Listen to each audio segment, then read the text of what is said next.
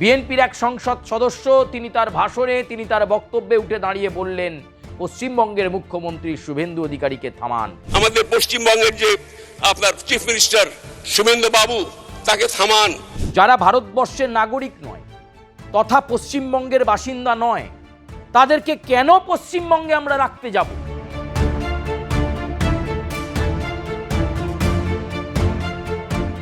অনুপ্রবেশ বন্ধ করে দিয়েছেন, গরু পাচার বন্ধ, মাদক পাচার বন্ধ। তখন বাংলাদেশের অসাধু ব্যবসায়ীদের রাতের ঘুম উড়ে গেছে, ভারত বিদ্বেষী কার্যকলাপ চলছে। মোদীকে ক্ষমতা থেকে নামিয়ে আমরা ভারতে ইসলামী পতাকা উদ্দিন করবো ইনশাআল্লাহ। ভারতকে স্বাধীন করে টুকরো টুকরো করে দেবো ইনশাআল্লাহ। আপনাদের দেশের অন্দরে বারে বারে ভারত বিরোধী স্লোগান দিচ্ছে, ভারত বিদ্বেষী কথা বলছে। কালকে কলকাতা দখল করে নেব, পরে পশ্চিমবঙ্গ দখল করে নেব, এই যে ফানুস তারা ফোলাচ্ছে, ওই তাদের নিয়ে বিএনপির সংসদ সদস্য পার্লামেন্টে দাঁড়িয়ে সওয়াল করেন না তো? আমরা বলেছি 4 দিনের মধ্যে আমরা কলকাতা দখল করে নেব, 4 দিনের মধ্যে আমরা কলকাতা দখল করে নেব। বাংলাদেশের চিত্রের কোনো পরিবর্তন নেই, চিত্রের কোনো পরিবর্তন ঘটেনি। একদিকে যখন পশ্চিমবঙ্গে বাজেট পেশের পর মুখ্যমন্ত্রী শুভেন্দু অধিকারীর ভূমিকা নিয়ে প্রশংসা হচ্ছে, ডিএ যেভাবে বৃদ্ধি পেয়েছে, সরকারি কর্মচারীরা খুশি, রাজ্যে চাকরির সংস্থানের কথা এই বাজেট দেখিয়েছে, তাই ভূয়সী প্রশংসা হচ্ছে মুখ্যমন্ত্রী শুভেন্দু অধিকারী। ঠিক তখনই পশ্চিমবঙ্গের মুখ্যমন্ত্রী শুভেন্দু অধিকারীকে নিয়ে উত্তাল হলো সংসদ, একেবারে উত্তাল পরিস্থিতি।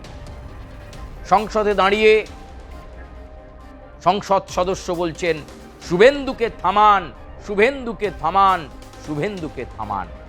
আপনারা ভাবছেন পার্লামেন্টে আবার কোথায় এসব হলো? আগে ভারতবর্ষে নয়, বাংলাদেশের সংসদ উত্তাল এই মুহূর্তে পুশ ইন বিতর্কে, বা আপনারা যদি বলেন পুশ ব্যাক বিতর্কে। পুশ ইন বন্ধ করুন, এই দাবি জোরালোভাবে উঠছে বাংলাদেশের পার্লামেন্টে, অর্থাৎ বাংলাদেশের সংসদে। আমার সবিনয় অনুরোধ ভারতের বর্তমান সরকারের প্রতি যে আপনারা দয়া করে পুশ-ইন বন্ধ করুন, পুশ-ইন বন্ধ করুন। সংসদ সদস্যরা দাঁড়িয়ে বলছেন যেভাবে সীমান্তের ওপার থেকে লোক পাঠানো হচ্ছে, তাতে করে পরিস্থিতি ভারত বাংলাদেশের মধ্যে সম্পর্কের অবনতি ঘটছে, হৃদ্যতার সম্পর্ক হবে, বাংলাদেশের ভারতের মধ্যে হৃদয়ের সম্পর্ক হবে। পুশ-ইন বন্ধ করুন এবং শুভেন্দু অধিকারী মন্তব্য করা বন্ধ করুন, শুভেন্দুকে থামান, শুভেন্দুকে থামান। বাংলাদেশের সংসদে এই দাবি করলেন বিএনপির এক সংসদ। আমাদের পশ্চিমবঙ্গের যে আপনার চিফ মিনিস্টার শুভেন্দু বাবু, তাকে থামান। বাংলাদেশ বিরোধী যে সমস্ত বক্তব্য আসছে, মাঝে মধ্যে যে সমস্ত বক্তব্য দিচ্ছেন, এই বক্তব্যে বাংলাদেশ এবং আমাদের দেশের ভারত বাংলাদেশের বন্ধুত্বের অন্তরায় হয়ে গেছে। স্পিকার, বিএনপির এক সংসদ সদস্য তিনি তার ভাষণে তিনি তার বক্তব্যে উঠে দাঁড়িয়ে বললেন পশ্চিমবঙ্গের মুখ্যমন্ত্রী শুভেন্দু অধিকারীকে থামান। এই সংসদ সদস্য তিনি দাবি করছেন যে পশ্চিমবঙ্গের মুখ্যমন্ত্রী শুভেন্দু অধিকারী মন্তব্য করলেই নাকি পরিস্থিতি বেগতি করছে। কি মুশকিল বলুন তো? পশ্চিমবঙ্গে স্পেশাল ইন্টেন্সিভ রিভিশন হয়েছে, সেই স্পেশাল ইন্টেন্সিভ রিভিশনের পর যারা ভারতবর্ষের নাগরিক নয় তথা পশ্চিমবঙ্গের বাসিন্দা নয়, তাদেরকে কেন পশ্চিমবঙ্গে আমরা রাখতে যাব? তারা বাংলাদেশের নাগরিক, তাদেরকে বর্ডার সিকিউরিটি ফোর্স বিএসএফ বাংলাদেশে পাঠাচ্ছে, বর্ডার গার্ড অফ বাংলাদেশ তাদেরকে গ্রহণ করছে না, বাংলাদেশি নাগরিক হিসাবে স্বীকৃতি দিচ্ছে না। তারা বলছেন তারেক রহমানের সরকার, বাংলাদেশের সরকার অনুমতি দেয়নি, তাই এই সমস্ত নাগরিককে নেওয়া যাবে না। তারা বর্ডার গার্ড অফ বাংলাদেশের সদস্য এবং বাংলাদেশের সরকার তারা অমানবিক আচরণ করছেন, তাই বর্ডারের ওই সীমান্তবর্তী অঞ্চলের জিরো লাইনে পড়ে দিনের পর দিন, রাতের পর রাত কাটাতে হচ্ছে এই সমস্ত মানুষজন। আর তাতে করে বিএনপির সংসদ সদস্য ভরা পার্লামেন্টে দাঁড়িয়ে বলবেন পশ্চিমবঙ্গের মুখ্যমন্ত্রী শুভেন্দু অধিকারীকে থামান। শুভেন্দু অধিকারী প্রথম থেকে বলে আসছে, যখন থেকে পশ্চিমবঙ্গের বিধানসভার বিরোধী দলনেতা ছিলেন তিনি, বাংলাদেশের উদ্ভূত পরিস্থিতিতে বারবার এমনকি সীমান্তবর্তী অঞ্চলগুলোতেও তিনি ছুটে গেছেন।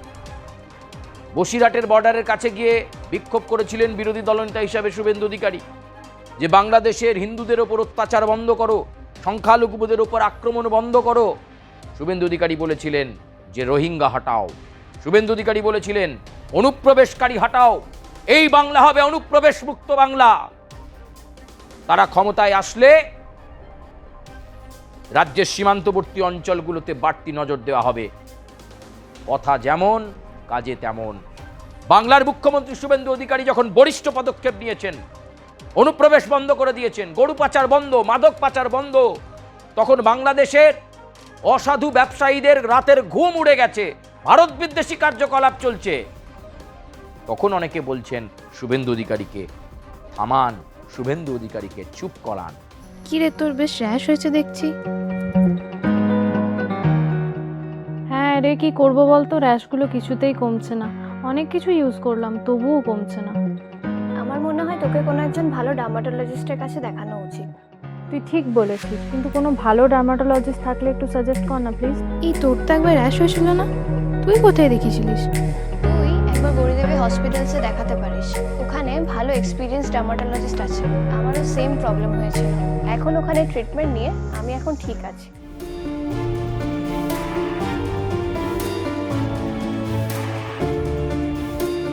গৌরী দেবী হসপিটাল, রাজবাঁধ, দুর্গাপুর। যোগাযোগ 8001003333, 8001113333।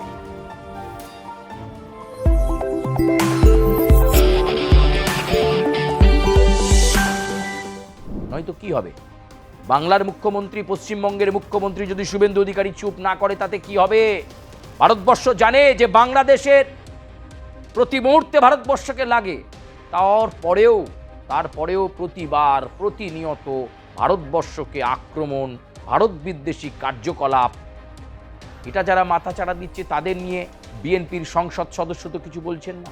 যেভাবে মৌলবাদীরা ভারতবর্ষের বিরুদ্ধে আপনাদের দেশের অন্দরে বারে বারে ভারত বিরোধী স্লোগান দিচ্ছে, ভারত বিদ্বেষী কথা বলছে, কালকে কলকাতা দখল করে নেব, পরে পশ্চিমবঙ্গ দখল করে নেব, এই যে ফানুস তারা ফোলাচ্ছে, ওই তাদের নিয়ে বিএনপির সংসদ সদস্য পার্লামেন্টে দাঁড়িয়ে সওয়াল করেন না তো?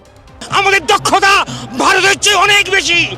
আমরা বলে দিচ্ছি 4 দিনের মধ্যে আমরা কলকাতা দখল করে নেব। এক হাতে তালি বাজে না, তালি বাজে দু হাতে, এক হাতে তালি বাজে না।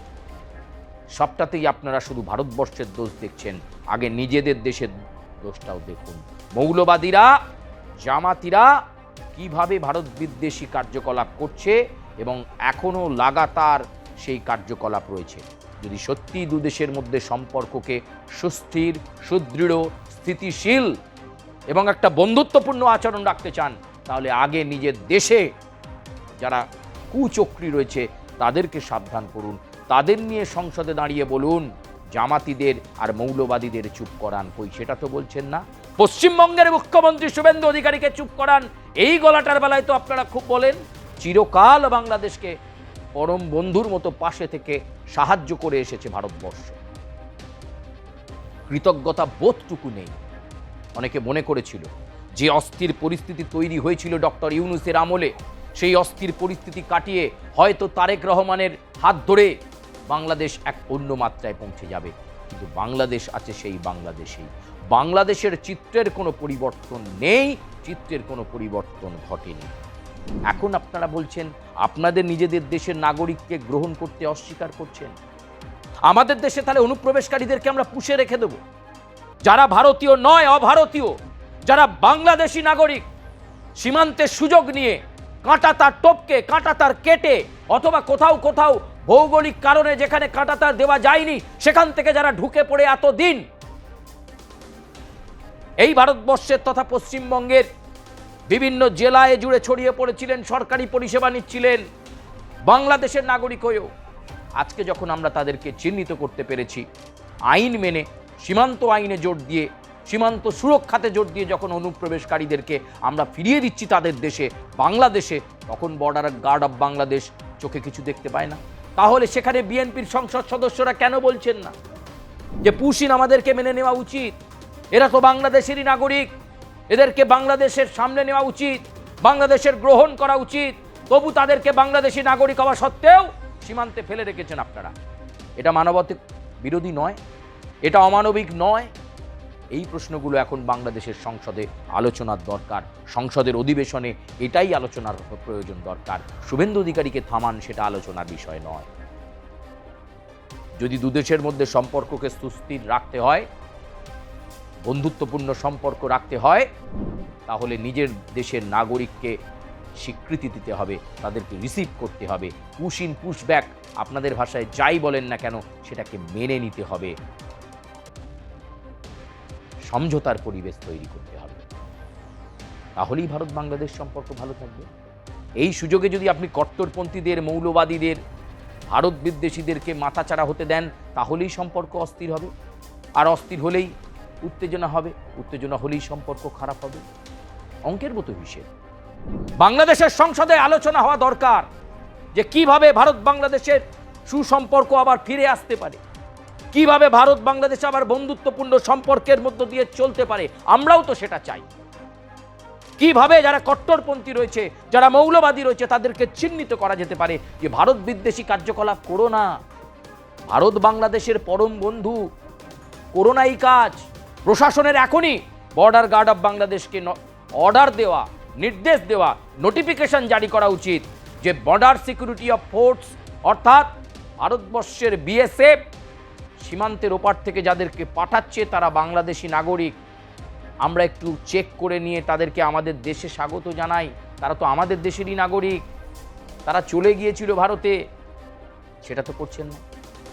বাংলাদেশের পার্লামেন্টে সেইগুলো নিয়ে আলোচনা হলে অন্তত ভারত বুঝবে বাংলাদেশের সদিচ্ছা কী রয়েছে।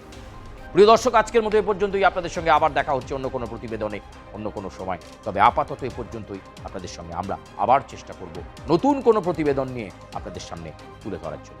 কমেন্ট করবেন, লাইক করবেন, সাবস্ক্রাইব করবেন এবং বেল আইকনে প্রেস করতে ভুলবেন না। আজকের মতো এ পর্যন্তই। ধন্যবাদ, বিদায় নিচ্ছি। দেখা হচ্ছে আবার।